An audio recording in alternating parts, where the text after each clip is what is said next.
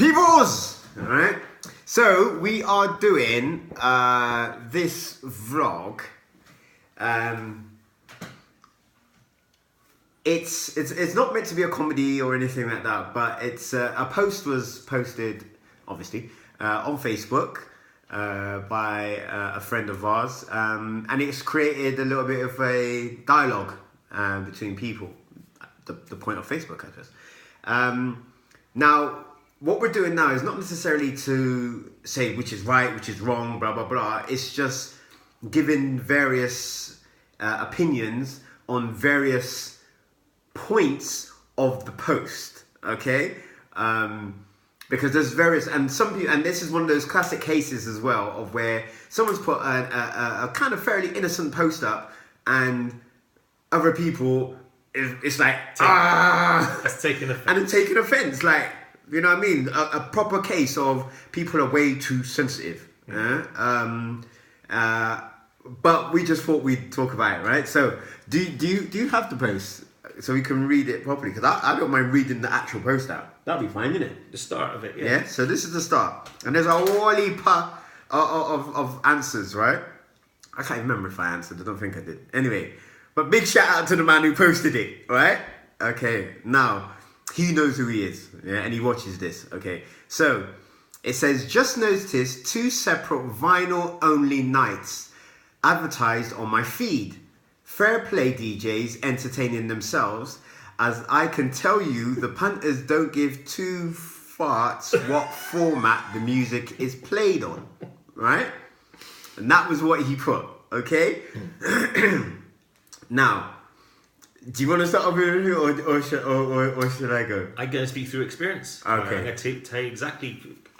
There's many DJs that I know, good friends of mine that started before me. I started in '86, and all I had was 12-inch records and a lot of singles. Mm-hmm. So I had to cart 6 boxes of 50 records, so 300 records, and another box of 100 45s into every venue that I was resident in. Mm. And didn't you actually have something name your record box a certain name? The coffin. It's called the coffin. That just that explains. So I started in Bristol City Football Ground, and in '86, and I made a box so big it was about 6 foot by 12 inches. So, and it held about 300 or 12 inches, and I had a separate second box which held 45s, because CDs only just been invented, only just coming out, so obviously they weren't producing all these tunes on CDs. It was all on 12 inches, so I still have to create and carry all these bloody 12 inches. Years I did that until come the 90s, when I then converted to CDs, and then they had a few problems with CDs, skipping, blah blah blah. But you know, technology moves on. It becomes so the 12 inches become obsolete. Because there now, it's actually kind of funny now, even when you go into a DJ booth or whatever, and people are still playing CDs, and you see some DJs still do it. Yeah. And they come with these books, big folders of like CDs. But there you go, that one book would have been the whole of my coffin. Yeah. So that's still a step forward. Now, well, just stick. A USB stick will hold more than any of those boxes of CDs. So technology again. And I defy anyone to say you can tell the difference in sound. I know there's a massive argument out there, but if you cannot see which format is being played on, there's so much good production and trickery that is used on normal technology now. Yeah. As the person mentioned, they actually add in the dust sound and the stylus sound. So I defy anyone to say, yeah, that's definitely a 1210 that's being played, or that's a CD, or that's USB. And I think you also, like the point that our friend put up, yeah, there's various parts to it, because he hasn't said anything bad about the vinyl nights. There's no disrespect. Right? There's no disrespect. The only thing he said in relation to that is like, that there's 2 vinyl nights that have come through on his feed, yeah, and he just thought, oh, okay, well, the vinyl night aspect of it, the fact that it's vinyl only, from a punter's perspective, so those people jumping up and down, going like idiot on dance floor, they don't really care or from his opinion, they don't care. But according to one of what's being played, because they're too busy dancing up and doing according everything. to one of the answers, they do. Now, I would really strongly disagree with that, because I'm pretty damn sure that people are not going to these nights purely because it's vinyl only. I can't see it. I can't say you had 100 people, they're all there, and they would say, are you only here because it's vinyl only, or because of the tunes you're playing? Oh, no, I'm only here because it's vinyl only, otherwise I won't bother coming out. Yeah, Can't see it. I can't see it. The only time I can see that is if it's DJ. If it's a DJ. If it's a DJ and he wants to see it in its true format, and he's going there and say, I'm a vinyl fan and I stick to that. Yeah. Like my religion. That is my religion. I don't want to go to another religion. I'm sticking with this. If it's a specialist night for the other people there, so they're not even there themselves to jump up and down and dance.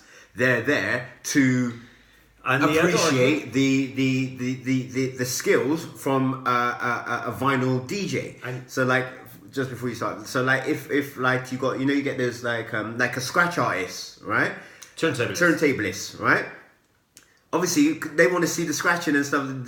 You can do that with controllers and all the rest of it. However, it's got a better look when you're doing it from vinyl, right? And they've even got competitions where you're not even using controllers, using a box. Yeah, so it's gone to a different. You've actually got competitions now. They're not even using music standard. They're creating the music as they're producing and creating on the night as they're doing it on the fly, just with like a microphone and a box, wow, and then looping it and all sorts of madness, right? So if you're there, if it's one of those nights where that specialist field is the headline, right? Then yes, the people there will genuinely be viewing what was then the performers, yeah. But on a normal night where you're there for the music, the fact that it's a vinyl only night, even though I love vinyl, right? The punters don't make no difference to them. It doesn't. And like what you said about the crackling, like because. I'll be honest, ain't nothing nicer when you fling on a needle, right, and you hear that's nice and it's a nice sound, right? But when you're going to party, it don't make no difference. The only difference that makes is to the people who are playing music, because like Darren said, as the DJ setting up, there's a whole heap of boxes and thing. That's why you have people called box boy, right? Because they would log in the speaker box them. And then you'd have the box of records and stuff, that you'd have to log. There is another argument that some of these 45s, some of these 12s, you cannot get, you cannot download them. They're not being produced digitally, so you can't get hold of it. But I have a machine. You can get them. They're anything from £100 to £2,000, where you can get them converted. The general price is £250, £300, and I'm converting a lot of my vinyl on to you got a bucket MP3. Of vinyl. Let me just show you quickly. I just run this in because we're in the same in my house. So there you go. All right. So no one could say that I never had vinyl. And in my attic, there's at least another 5,000. So there you go. There's my 12s, and all the 45s are up in the attic. You want a little quick tour of Daz's yard as well, right? So it's been there, done that. You can convert you can get all new formats, your old formats. You can convert it. You can get a turntable, which will turn it to MP3s, and you can further produce it and make it better quality if you want. If you don't even want the scratches and the pips and the dust sound, if you don't want that and you want more clarity, you've got the software to do that. So vinyl only nights, visual only, but I disagree that it's a mainstream for people that are adamant that they only want to go to vinyl nights only. Yeah, I can't see that. I can't see a punter saying, well, I'm not going to that night because they're playing controllers or digital music or nah. Same argument, very quickly, slightly different. Are you beat matching? Are you sticking the beat matching the button on there? So that means you can't beat match. Sync. Are you putting sync on? Yeah, I am. Yeah. Oh, then you can't beat match. You can't In fact, I learned like Ricky Reed. Like Ricky Reed's big time. Big up, Mr. Ricky Too Tough. Learned by using 1210s. And belt driven, let alone direct drive. Forget that. Yeah. Forget that. We had to feather and squeeze and twist the spindle and feather touch the tie vinyl. I know how to beat match, and I haven't got to prove myself to anybody. What I want to prove is that the crowd are enjoying what I'm playing, regardless if it's beat match sync or not sync. And there again is the DJ argument, not a consumer argument, where the customers, which are the people enjoying on the dance floor, don't care how you beat matching, as long as you're playing the right songs, playing the right songs at the right time, and it's making sounding them have a nice, good time.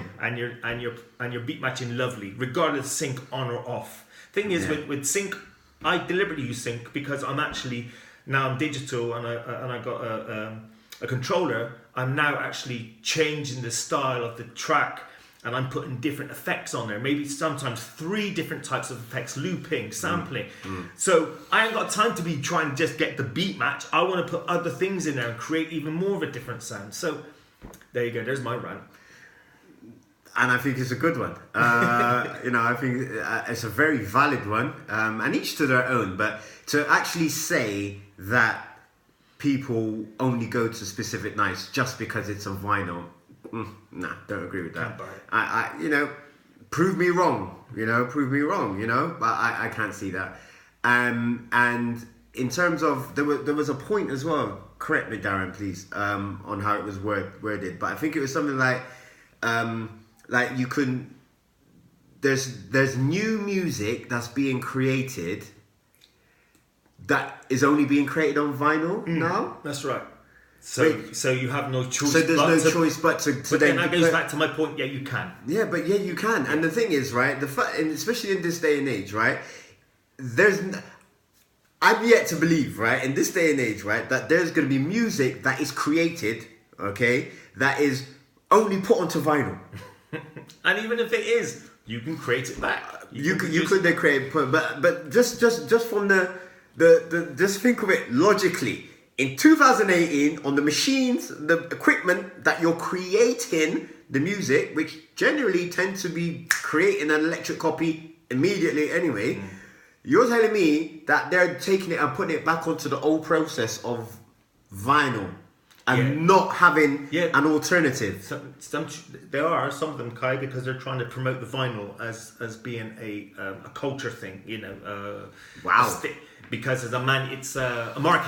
It's a marketing tool. In terms of the percentage, so that what percentage are we talking about? Probably even less than 10%. Much less than that, Kai. Much less. Exactly. So it's like. And there's another point that if you're doing vinyl only nights, how many vinyl are you actually taking out? Let's just say, for argument's sake, you take 600 12 inches and a 500 45s, all right? Because you can't get. That's a lot of luggage. That's a lot of stuff. It's nice. No, a vinyl night. Finish. Oh, sorry. Go on. And then someone asks you for something that you've got on USB. Now, you ain't going to have it. You're going to have that request that way round, where you might not have that particular tune because you got it on MP3, but you haven't got it on a 12 or a 45. However, you will have all your collection that you got on 12s and 45s on your hard drive, along with 20,000 other tracks that you collected. So you've always got it there, ready to play if someone asks to request it, or if you ain't got it, or you've forgotten it, or you thought that people might not want it. Yeah. The beauty of MP3s and controllers is limitless. You now have the library that you have at hand that you don't have if you've forgotten that 12-inch or that single which is left at home. You think, I should have bought it. I should have bought it. You got it there. And if you're properly connected up, if you ain't got it and you got the skills, you download it right there and then. There again. Right there and then. And before the person's even walked away, you got it. Wow. You know what I mean? And that's, and that's doing it the proper way. I'm not talking about, downloading the YouTube video and playing that through your phone or something. I'm talking about downloading the actual MP3, so you can do that. So, we just thought we'd give our take on this, because it was a good subject, For those people who are involved, don't get all twisted and don't start catching feelings. It's not Drake, it's not in your feelings, We openly said it's great, it's beautiful, it's nostalgic for me. Yeah, I like to see vinyl 12 nights. tens and see the 12s in there. But what we both said, what we literally both said then, you see And that's the thing. When you go to a vinyl night, all the vinyl nights that I know I've been to, and even some of my friends who do good vinyl nights as well, it's not so much the fact that you're hearing it, and because it would still be a good night.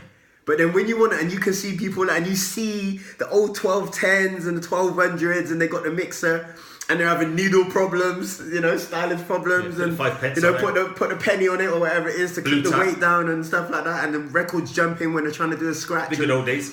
There's this. It's nostalgic, like Darren said, but it's because of that viewing aspect. And and if I was to go to vinyl night and thoroughly enjoy it, I would go there and go, yeah, that's nice. Right, let's go and get a drink.